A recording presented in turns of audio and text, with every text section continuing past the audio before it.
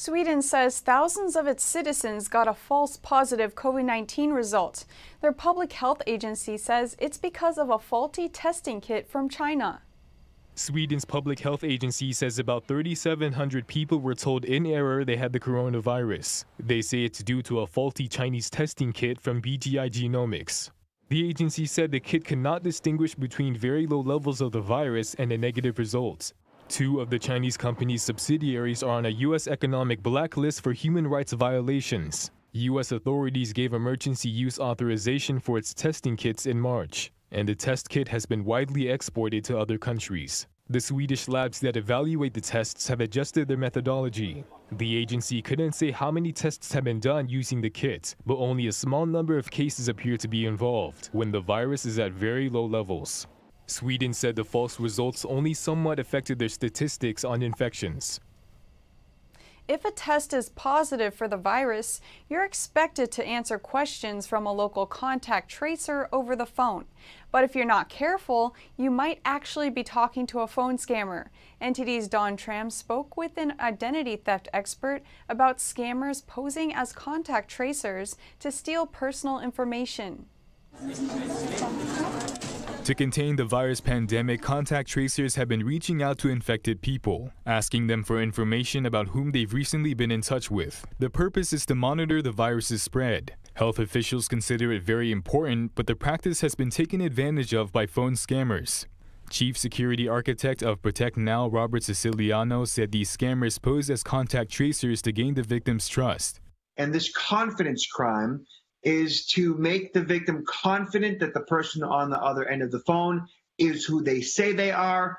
And as long as that scammer comes off as being notable and confident in their delivery, then the scam is set. According to the U.S. Attorney General office in Montana, the scammers may ask for your social security number or your bank account information. They might also charge you for the fake contact tracing. Siciliano said the goal of containing the virus's spread makes it more likely for people to talk. At this given point in time, the entire world is engaged in a predatory virus. And when there is a solution on the horizon, be that a vaccine or a contact tracer, essentially, if you can provide information that will alleviate the problem, people are more willing to give up their sensitive information as a result. In New York, state officials threatened fines of $2,000 a day to a group who refused to cooperate with contact tracers. Threatening people with legal consequences is a scare tactic used by scammers. Siciliano said to hang up if this happens. They will threaten with lawsuits. They'll threaten with arrests. They'll threaten with fines. They'll threaten with some type of a loss of your freedoms. And the moment that you feel your blood pressure going up or there's some type of fear or threats involved here, then simply hang up. Siciliano also said to call a government-issued phone number to determine if the call was real or fake. Don Tran, NTD News. A Texas engineering professor who also worked with NASA has been arrested for hiding his ties to China. His NASA contract prohibited him from collaborating with China or any Chinese company or university. A Texas A&M University professor has been arrested and charged for concealing his ties to China while working for NASA. Engineering professor Chung Jong-dong was arrested on August 23rd and charged with conspiracy, wire fraud, and making false statements. Prosecutors allege that Chung purposely hid his ties to Chinese state-backed organizations while leading a NASA research team that received a grant from the organization. The Justice Department says that under NASA's grant terms, he was not allowed to work with Chinese institutions. Prosecutors say Chung had access to NASA resources related to the International Space Station and leveraged that to advance his standing at a Chinese university. According to prosecutors, he participated in 2 Chinese talent plans and also applied for the 1,000 Talents plan at a university in Hefei.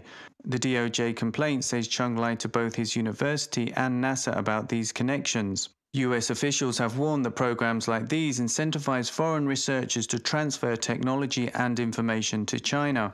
Chung faces a maximum sentence of 30 years in prison if found guilty on all 3 charges. The Justice Department sanctioned a Chinese chemist who they called one of the most significant drug traffickers in the world.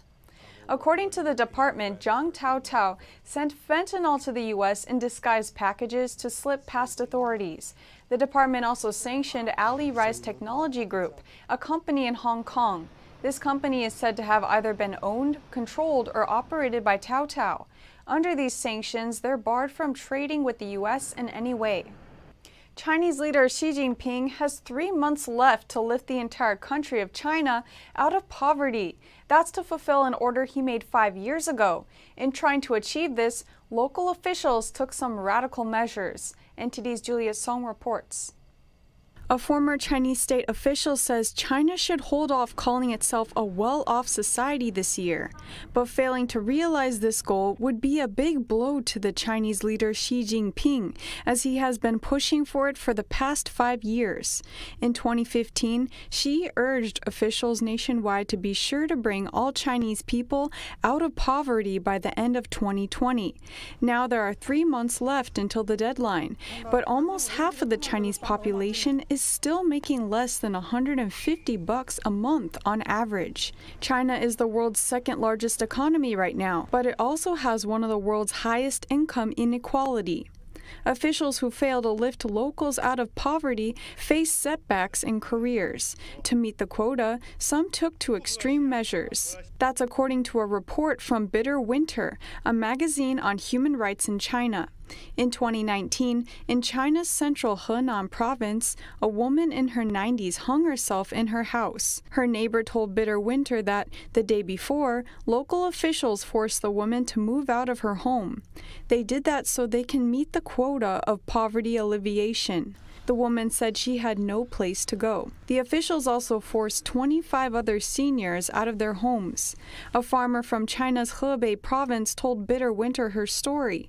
She said the Chinese regime's anti-poverty policy has driven them to the point of selling their blood to sustain their lives. One of the standards for lifting someone out of poverty is that they must have a proper home. To meet the quota, she said local officials forced her family to move from their own shelter to a new home. But the new home was not livable as it had no doors or windows. Local authorities refused to pay for these expenses, and so they had to borrow over $4,000 to renovate the house. At that time, they didn't even have money for food. As a last resort, her sick husband went to sell his blood for money.